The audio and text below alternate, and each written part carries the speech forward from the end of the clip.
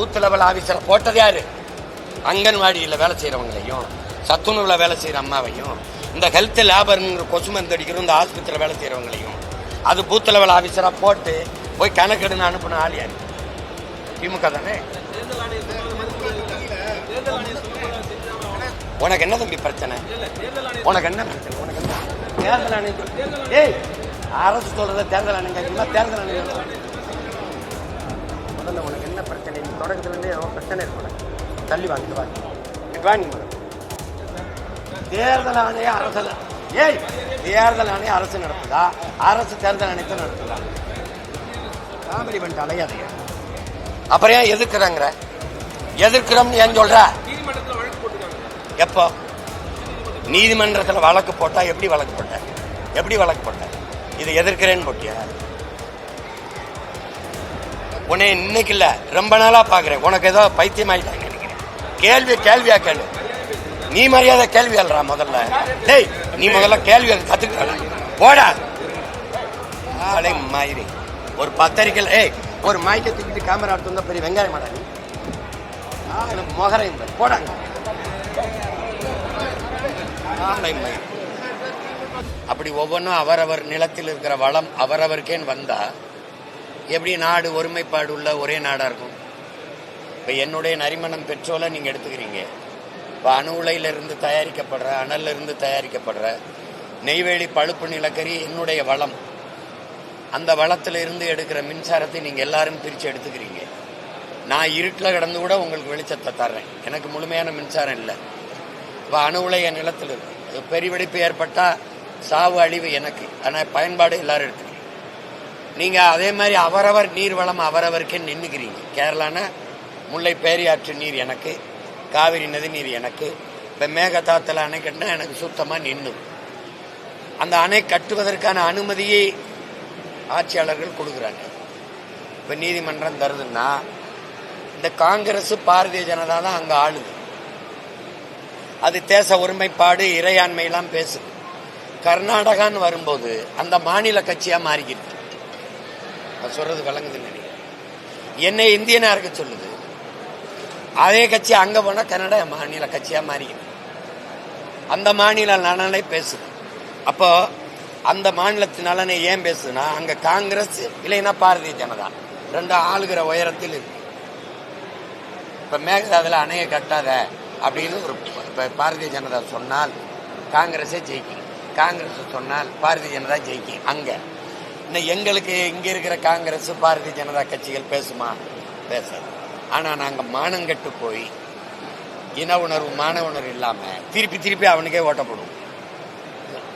அதனால எனக்கு அந்த அவனுக்கு எனக்கான அந்த உரிமையை பத்தி அவன் ஒருபோதும் கவலைப்படுறது இல்லை.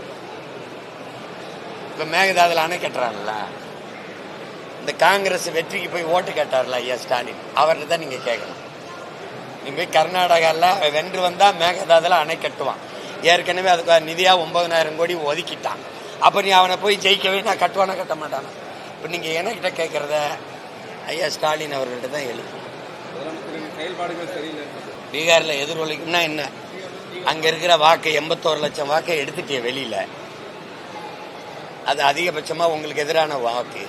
இஸ்லாமிய மக்களின் வாக்கு, பெண்களின் வாக்கை எடுத்துட்டீங்க. திருப்பி ஒரு 20,000 கோடி நாட்டு நலனுக்காக வாங்கிட்டு வளர்ச்சிக்காக 14,000 கோடியை எடுத்து பீகார்னு ஒரு மாநில தேர்தலுக்கு 1 கோடி பெண்களுக்கு தேர்வு பண்ணி 10,000 வங்கி கணக்கில் போட்டீங்க. ஒரு ஓட்டுக்கு 10,000 கொடுத்து வாங்கி ஜெயிச்சுட்டு அதே இது இங்க நடக்கும்னா எப்படி? 10,000 கொடுப்பீங்களா? எப்படி 15,000 கொடுப்பீங்களா? எப்படி சொல்லு? 81 லட்சம் வாக்குகளை வெளியில, அந்த வாக்கு நீங்க எஸ்ஐஆர் மூலமா பதியப்படலை. இந்த சிறப்பு வாக்கு சீர்திருத்தத்துல அது யாருடைய வாக்கு? யார் சொன்னா? அதுக்கு எத்தனாயிரம்? 72,000 கோடி நீங்க ஒதுக்கிறீங்க. சாலையை ஒழுங்கா போட்டு அரசு பேருந்து நடத்துதில்ல, பெருநகரங்களை சிற்றுந்து அடிக்கடி வர்ற மாதிரி சிற்றுந்து ஏற்கனவே இருக்கிற தொடர் வண்டி இதை ஒழுங்கா நடத்தினாலே போதும். நீங்க அதை விட்டுட்டு மெட்ரோன்னு பெரும் தூணுகளை நிறுத்தி நெரிசலை உண்டாக்கி வாகன நெரிசலை இங்கே தரையில பயணிக்க முடியல. எல்லா வீடுகள்லையும் வாகனம் இருக்கு. அதுபோக தானி இருக்கு, அதுபோக உந்தூர்ல இருக்கு, அதுபோக அரசு பேருந்து இருக்கு. அப்ப அதுல போறவன் விழுக்காடு எத்தனை? எது வளர்ச்சி? எது வளர்ச்சி?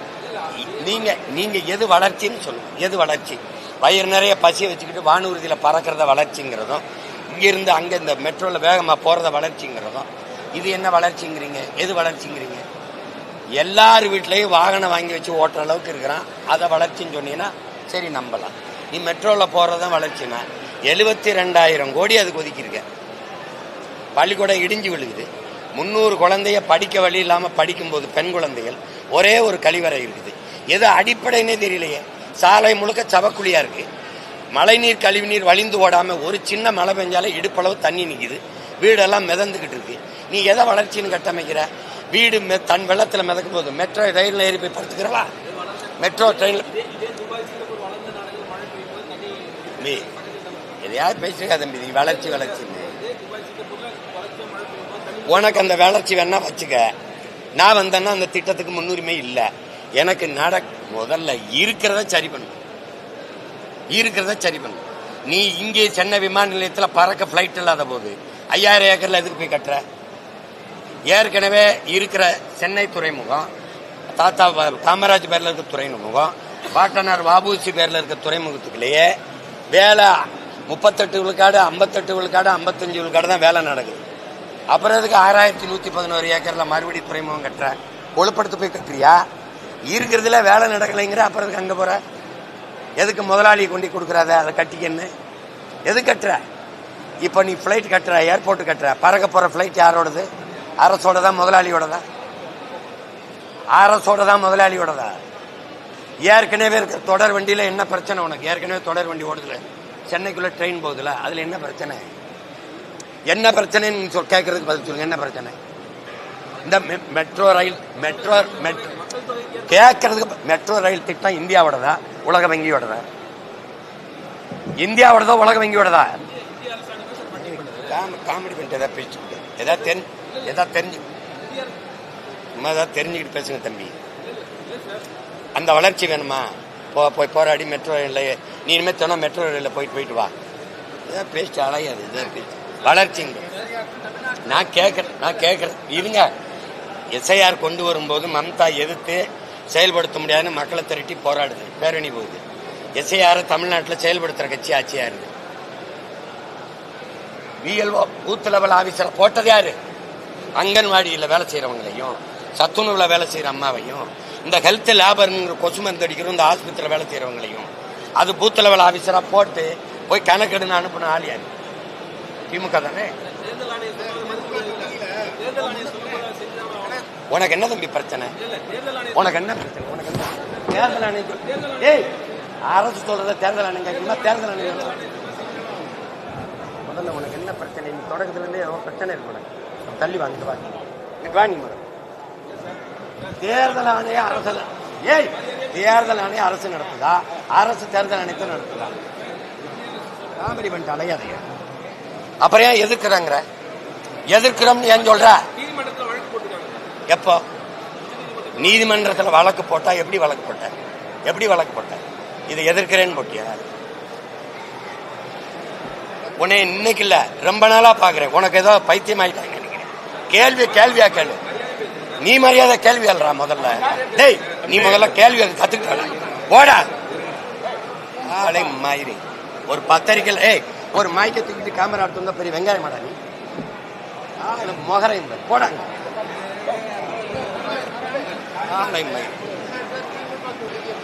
இல்ல நீங்க கொளத்தூர்லயே 4500 வாக்கு போலி வாக்கு பதிவாயிருக்குன்னு நிர்மலா சீதாராமன் நிதியமைச்சர் சொல்றாங்க.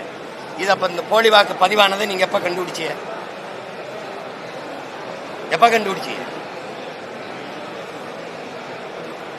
இன்னும் 2 மாசத்துல தேர்தல் வரும்போது கண்டுபிடிக்கிறீங்க. அப்ப அந்த வெற்றி செல்லாது நீங்க அறிவிக்க தயாரா இருக்கீங்களா? இதை செயல்படுத்துறது இப்ப எஸ்ஐஆர் செயல்படுத்துற ஆட்சி யாரோட?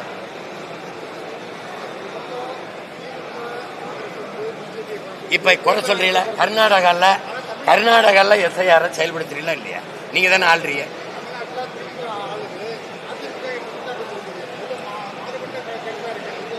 அதிமுக செய்ய முடியாது. ஏன்னா பிஜேபி கொண்டுகிட்டு வருது. பிஜேபியோட தான் இது கூட்டணி வைக்குது. அப்ப அந்த பிஜேபி கூட்டணி வரும்போது அது கொண்டு வர இந்த இதை எதிர்க்க முடியாதுல்ல. எதுக்கு அப்படி கூட்டணி வைப்பீங்க?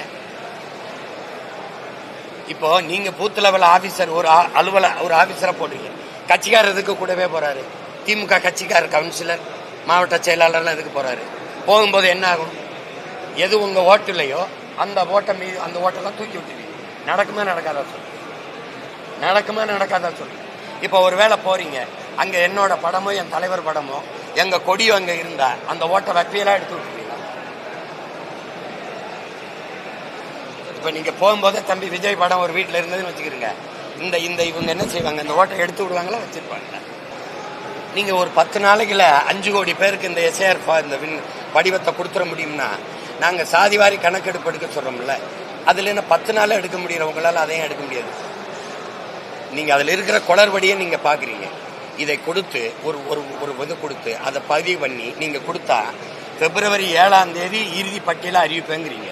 ஒருவேளை எங்க வாக்குகள்லாம் விடுபட்டுருச்சு அப்படின்னு வச்சுக்கிறீங்க, அந்த பிப்ரவரி 10-15க்குள்ளேயே நீங்க தேர்தலை அறிவிச்சிருவீங்க.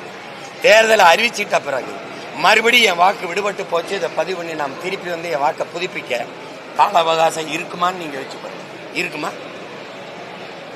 இருக்குமா? இவ்வளவு அவசரமா இந்த வாக்கு சரி, இது சீர்திருத்த வேண்டிய தேவை என்ன இருக்கு? சரி பார்க்க வேண்டிய தேவை என்ன இருக்கு? இப்ப நம்ம ஒரு கேள்வி கேட்போம். ஒரு நிலத்துல வேளாண் பயிர் விளைய வச்சிருக்கோம், களை இருக்கு, களையை மட்டும்தானே எடுக்கணும். மொத்த பயிரையும் அழிச்சிட்டு மறுபடியும் பயிரிடுவோம் வாங்கன்னு கூப்பிட்டா இது எப்படிப்பட்ட பைத்தியக்காரத்தனம்னு நீங்க வச்சுக்கணும். எப்படிப்பட்ட செயல்? களையை மட்டும் தானே எடுக்கணும். அப்ப எங்கெங்க தவறா வாக்கு ஒருத்தர் 2 வாக்குரிமை வச்சிருந்தாரா அதை நீக்கு. இறந்தவருடைய வாக்கு அந்த பேர் நீக்கப்படாம வாக்கு பட்டியல இருக்கா, அதை நீக்கு. அதான வேலை. அதை விட்டு மொத்தமா அழிச்சு மறுபடியும் பதிவு செய்யணும், அதுக்கான கால அவகாசம் இருக்கா? அப்ப நீ படிவம் கொடுத்து என்ன போகுது? அவரை தேர்தல் ஆணையரா நியமிச்சது யாரு?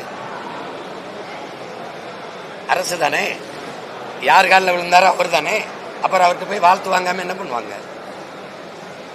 நாம நினைச்சுக்கிட்டு இருக்கோம் தேர்தல் ஆணையம், நீதிமன்றம், அமலாக்கத்துறை, வருமான வரித்துறை, இந்த மத்திய புலனாய்வு துறையெல்லாம் தன்னாட்சி அதிகாரம் பெற்றது, ஆட்சி அதிகாரம் அதுல தலையிடாதுன்ட்டு சுதந்திரமா இயங்கும்னு. அது சுத்த பைத்தியக்காரத்தனம். யார் அதிகாரத்தில் இருக்காங்களோ அவங்களோட விரல்களா அது இயங்கும். நீட்னா நீட்டு, மடக்குனா மடக்கும். இப்ப நாளைக்கு நினைச்சா என் வீட்டுல என்ஐஏ ரைடு விடலாம், இன்கம் டாக்ஸ் ரைடு விடலாம், இடி ரைடு விடலாம். அப்படித்தானே இருக்கு. அப்ப தேர்தல் ஆணையரை நியமிக்கிறது யார்? தலைமை நீதிபதியை நியமிக்கிறது யார்? அப்ப அது யாருக்காக பேசும்?